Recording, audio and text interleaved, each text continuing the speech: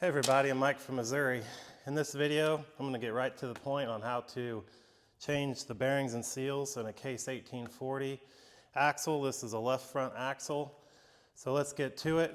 One note, this is part of a larger series of rebuilding a 1989-90 Case 1840 skid steer. You can find that on my channel. So I'm trying to provide you with all the information you need beforehand so you can get parts ordered and get this done quick.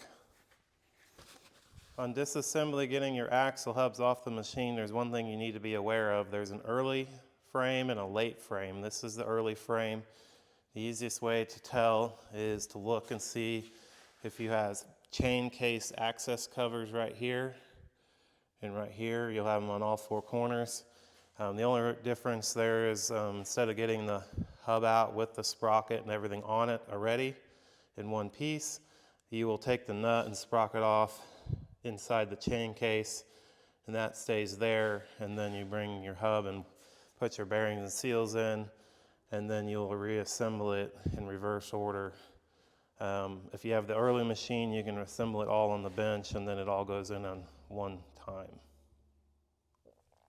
All right, first thing you need to do is get this cotter key off.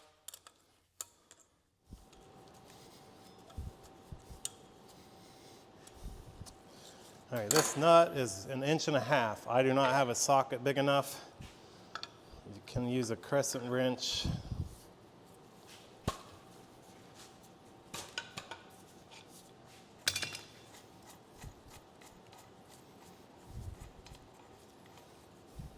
Set the nut and washer aside. You should be able to lift up your sprocket. Check your splines, make sure they're okay. You want to check your spacer to make sure the seal isn't grooved, the seal surface. Set that all aside. Take your plate. This, you may or may not have this. I think anything older than 95, 96 does not have this plate. If there's an earlier machine, just set it aside. Take your O-ring out.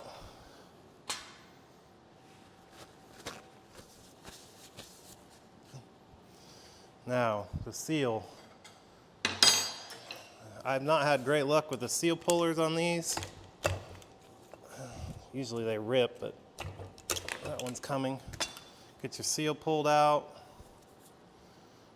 This seal is a National 470132. You can see this one's been done recently. It's got grease in it. Probably nothing wrong with the bearings. Okay, now usually I'll bring this over to the press. If you don't have a press, I'll show you another way you can do it. All right, get yourself some 2x4s, support your housing. Brass punch so you don't mar the edge. That's one bearing. Oh, that'll come out pretty easy.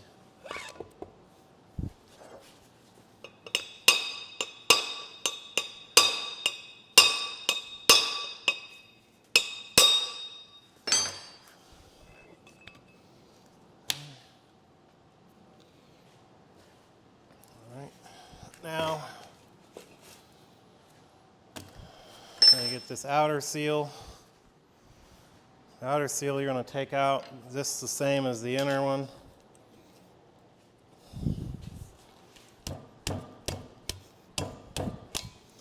Okay, like I was saying earlier, it just rips it.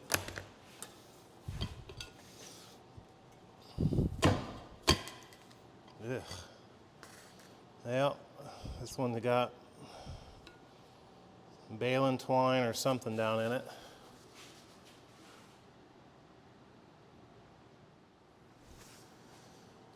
Set the seal aside. You can pull out your outer bearing.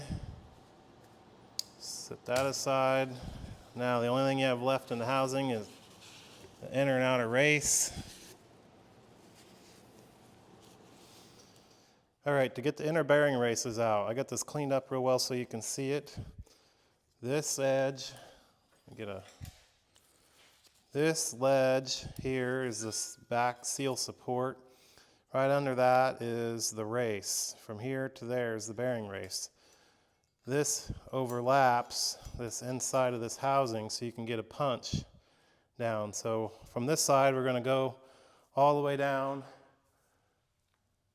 and you can see the lip of the one on the other side just barely. We're going to take a punch and hit it there and there, back and forth until it comes out.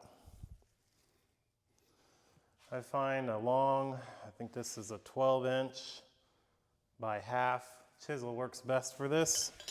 Just get on that lip in there.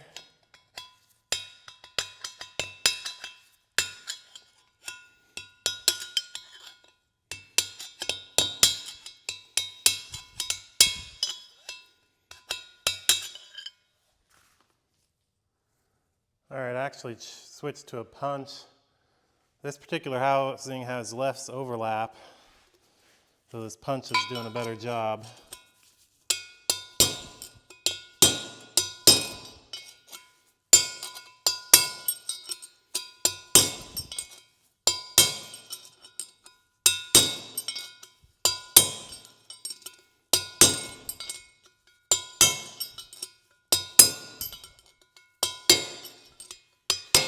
All right, there it is.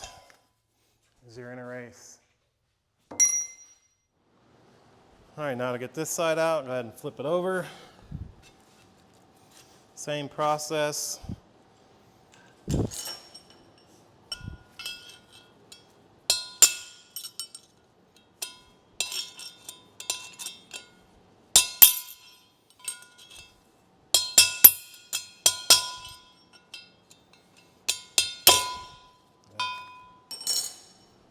Okay, I'm going to show you an alternative method. Run a couple real hot beads on this race to cause it to shrink.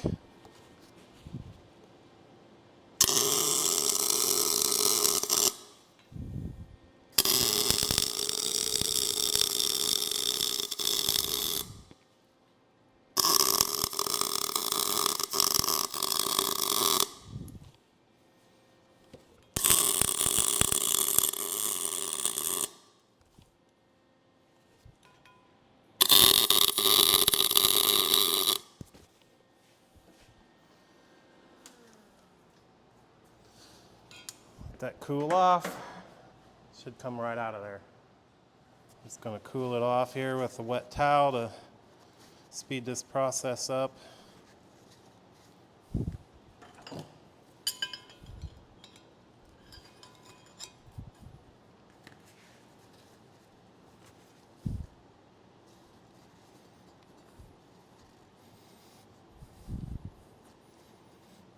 don't know if he's noticed it turning in there.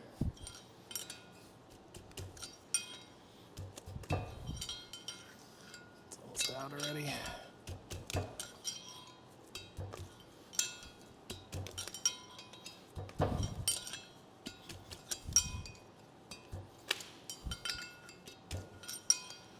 You let it cool longer, likely come out easier, but I'm impatient here.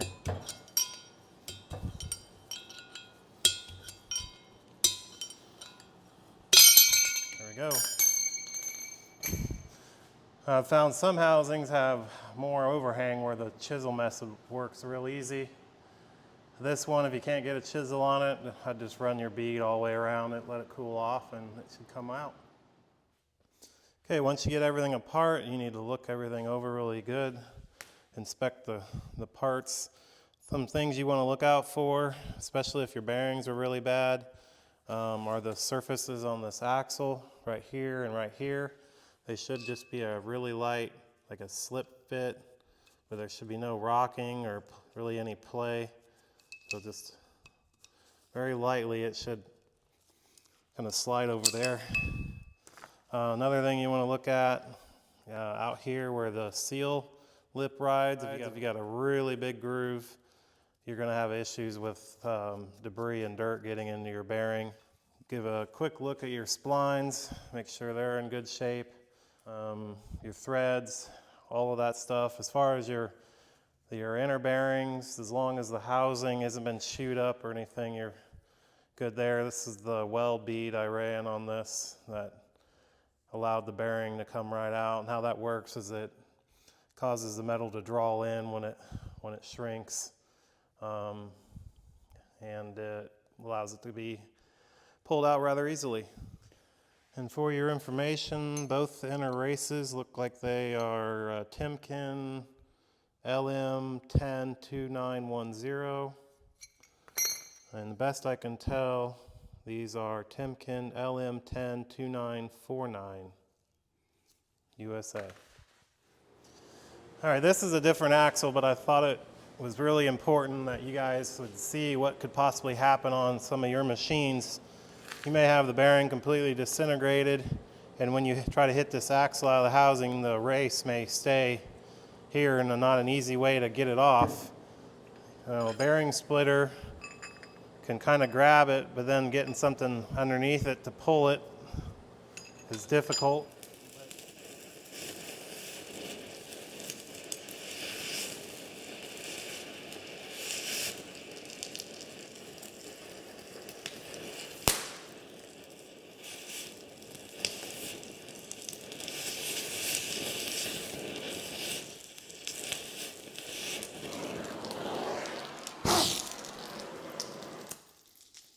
Not ideal.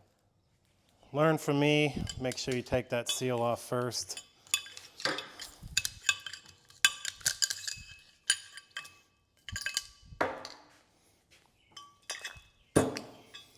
Got that mostly cut through now.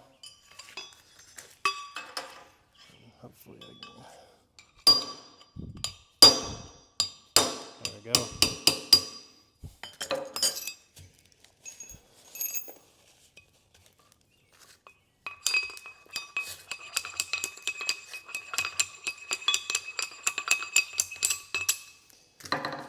Well, there you go. If you get a stubborn one, that's the way to do it. Now in reassembly, I recommend you clean all the grease out of the housing real thoroughly. And then if you have access to one, use a parts washer, clean all the grease out of it. I actually sandblasted these on mine because I'm doing a restoration. And then on the axle, like I mentioned, you're going to take a really close look at this, see how grooved this is. This is where the outer axle seal rides. This one I polished up. I started with 120 grit, worked my way up to a 320 grit, which is about the surface finish you want for a seal. So now we need to put our bearing race in. I sourced my bearings directly from Case because their price is not a whole lot more than aftermarkets. It comes with 2 bearings, 2 races, and 2 seals. So everything you need, it's about $60 worth. So I'm going to grab the first inner race here. And then I took an old bearing race that I took out of this, I ground the sides down so that way it slips in the housing, and I'm going to use that as my driver to drive the seal in.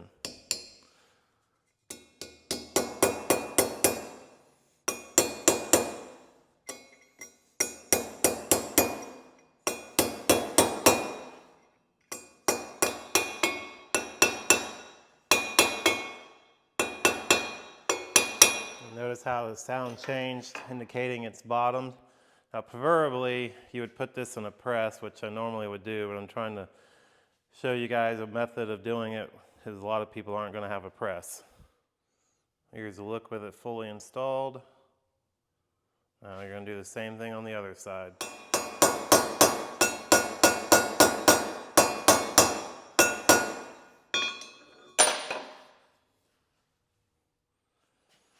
I'm just grabbing this chunk of metal to help space off of this housing so I don't hit here. You can use anything big enough to go around it. Notice the sound change, and we know it's bottomed out.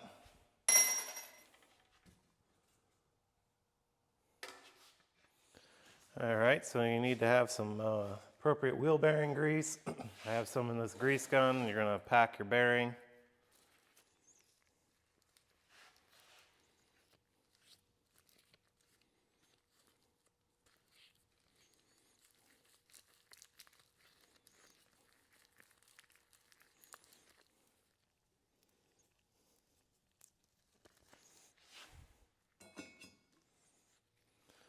All right, now take your outer seal.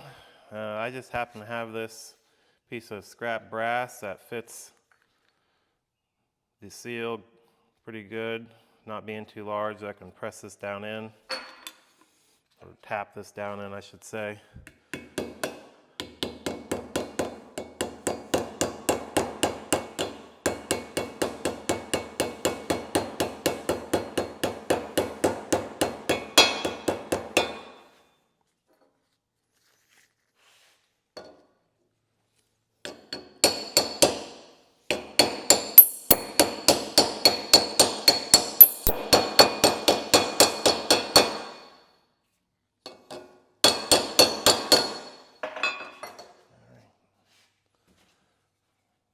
You'll have a little bit of bevel lip left with it fully installed.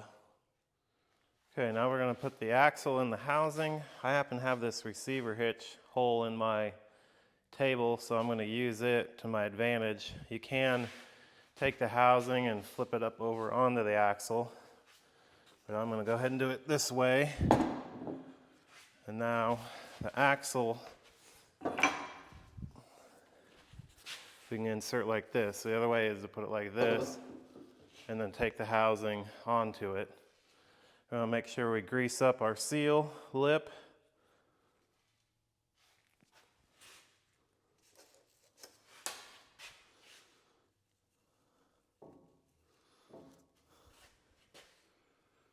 And our seal surface.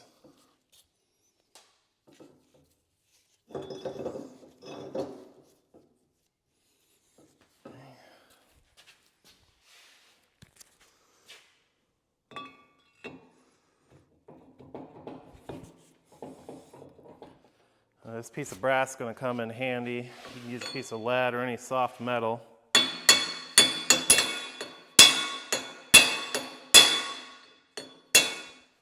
So I'm going to stop here and I'm going to put this in the press. I don't like hitting on the bearing. If you don't have a press, this is the way you're going to have to do it.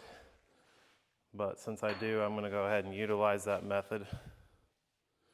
Okay, I'm over here on the press. I got the housing supported. The shaft can go through and not hit anything. I'm just going to gently start pushing this down. Once this gets past that outer race land, it should go down quickly. There we go. And now we'll press it into that upper bearing.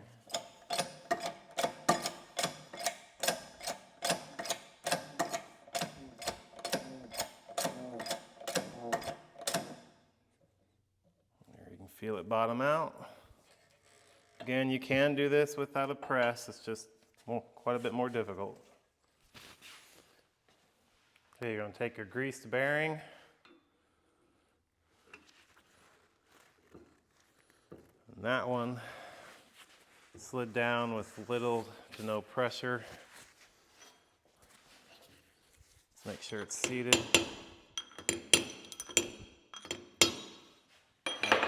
Now we can install the outer seal.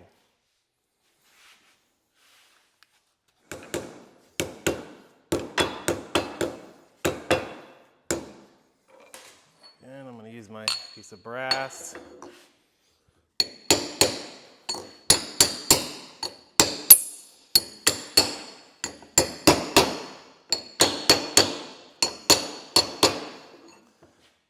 You could use a big socket on here. A piece of pipe. There's a lot of alternatives. All right, with the seal installed, you're going to take your spacer. You're going to check it real close for grooving. I got grease on this one already. Get some grease on there. Put some grease on your seal. Install it on.